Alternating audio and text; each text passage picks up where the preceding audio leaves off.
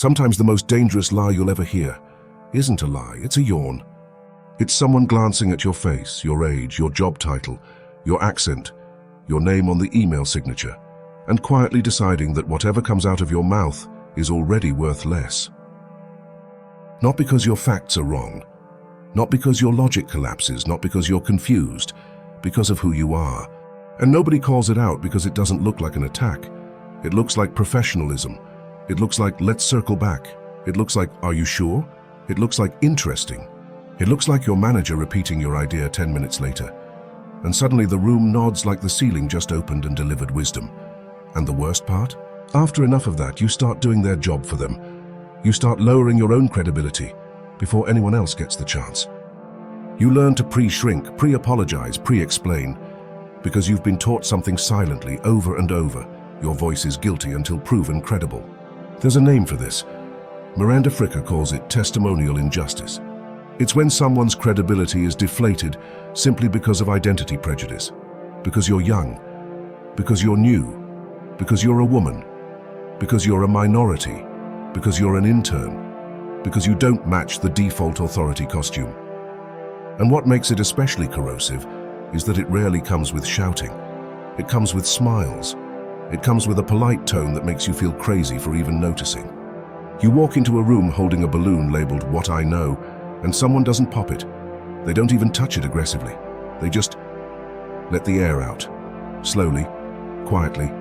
No drama, no scene. Just less. Less attention, less weight, less urgency, less belief.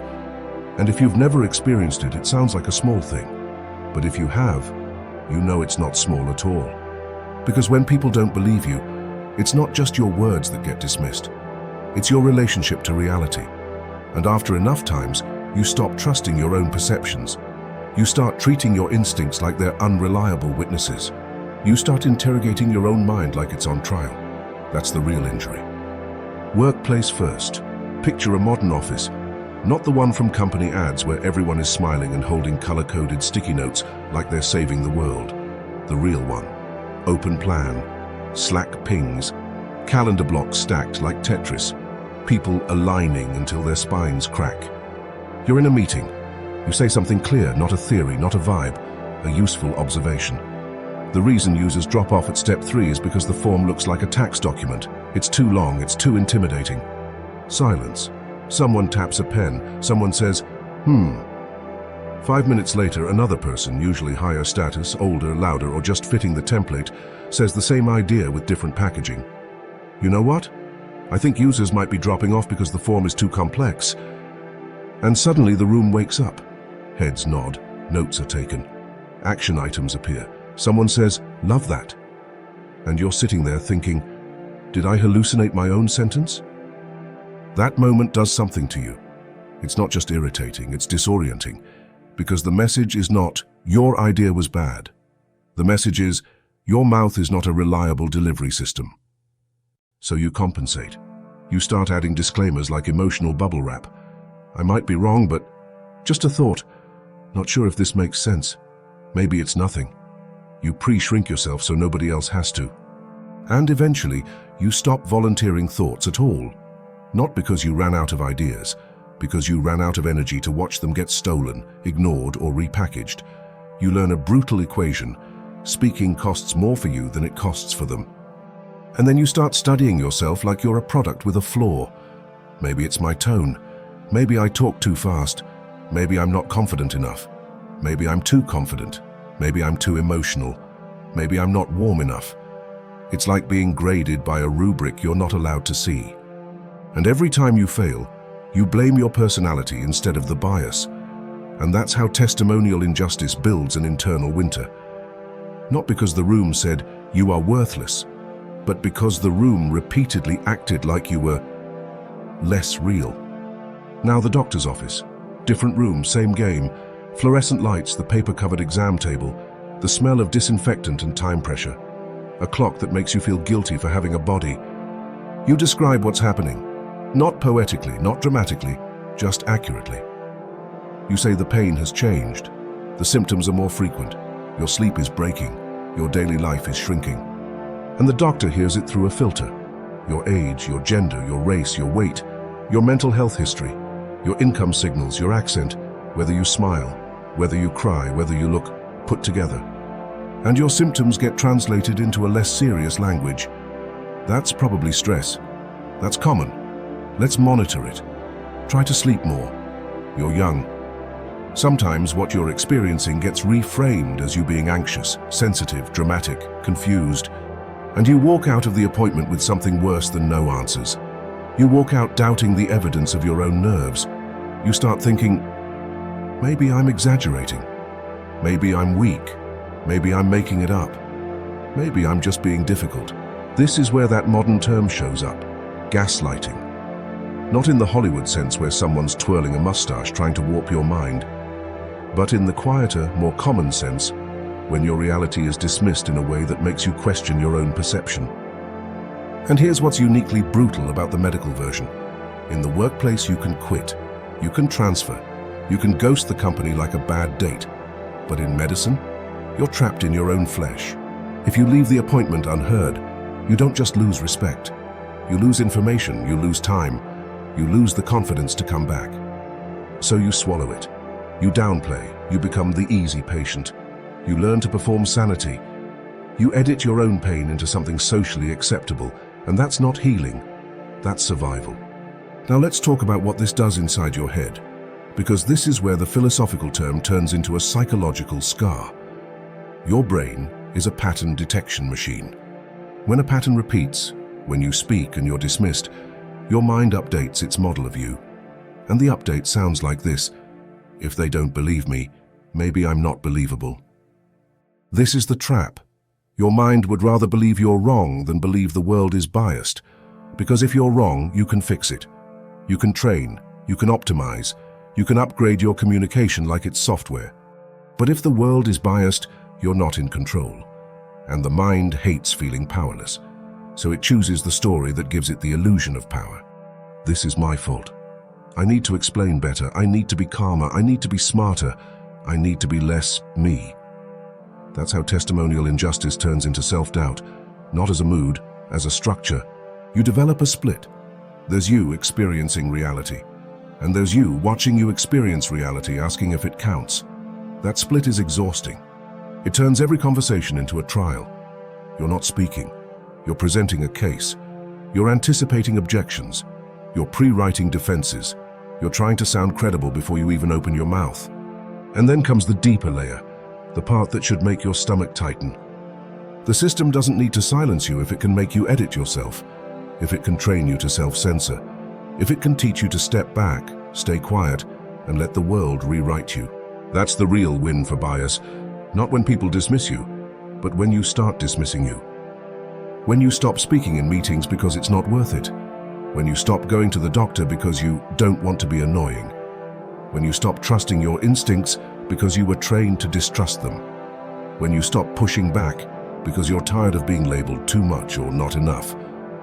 And the wild part is, this often happens without any villain.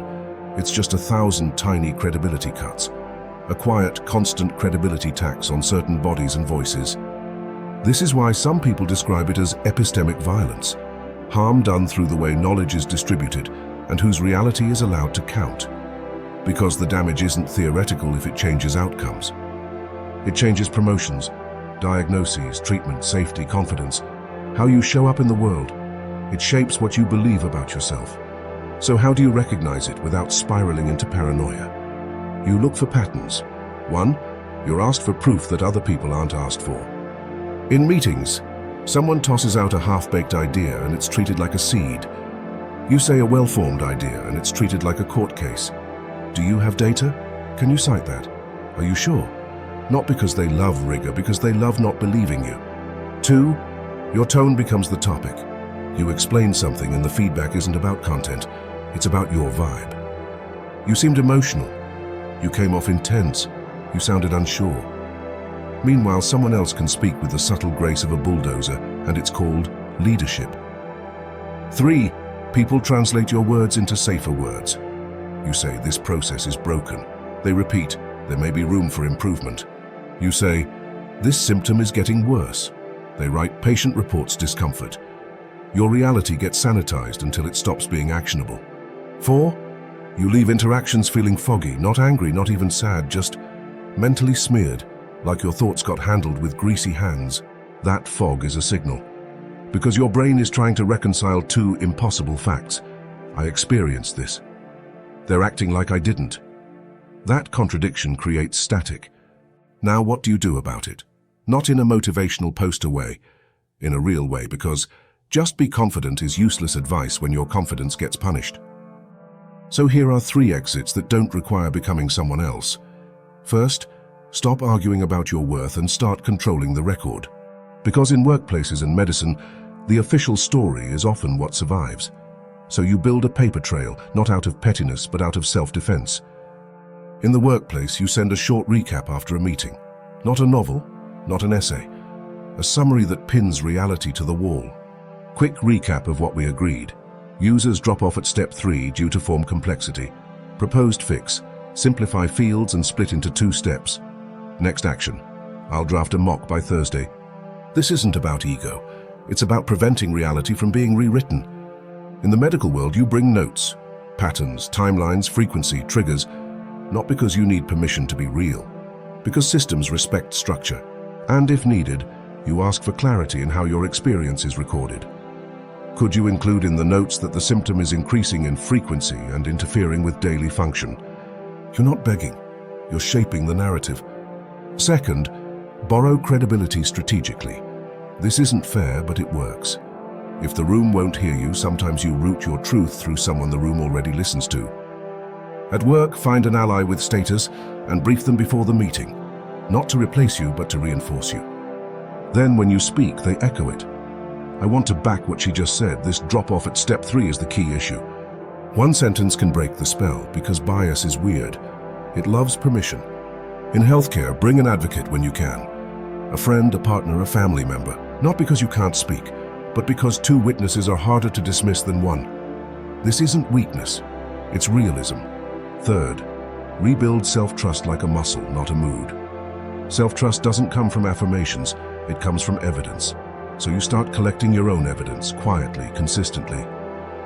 After any interaction that leaves you foggy, write 3 lines. What I observed, what they responded with, what I'm tempted to believe about myself. Then ask yourself, is that story mine, or did someone rent space in my head and start decorating? Because the goal isn't to become louder, the goal is to remain accurate, even when the world tries to make you blurry. Once you learn to name testimonial injustice, something changes. You stop personalizing what was never personal. You stop treating every dismissal as proof you're incompetent. You start seeing the pattern. This isn't, I'm bad at explaining. This is a credibility deficit being applied to me. And that shift matters because it changes what you do next. Instead of shrinking, you document. Instead of spiraling, you get a second set of ears. Instead of pleading to be understood, you demand clarity. And maybe the most important part, you stop confusing being doubted with being wrong, because people can doubt you for reasons that have nothing to do with truth. Truth doesn't always wear the costume of authority. Sometimes truth looks like the intern who notices the bug everyone missed. Sometimes truth looks like the patient describing a symptom that doesn't fit the textbook. Sometimes truth looks like the new person naming a problem the culture normalized. History is full of truth spoken by voices the room didn't respect. So if you've been unheard, it doesn't mean you're imaginary. It might mean you're early. It might mean you're inconvenient. It might mean you're speaking from a body the room wasn't trained to trust. But you are not obligated to disappear just because other people don't have the humility to update their template. Now let me leave you with something that might follow you into the quiet parts of the night. Think of the last time someone didn't believe you.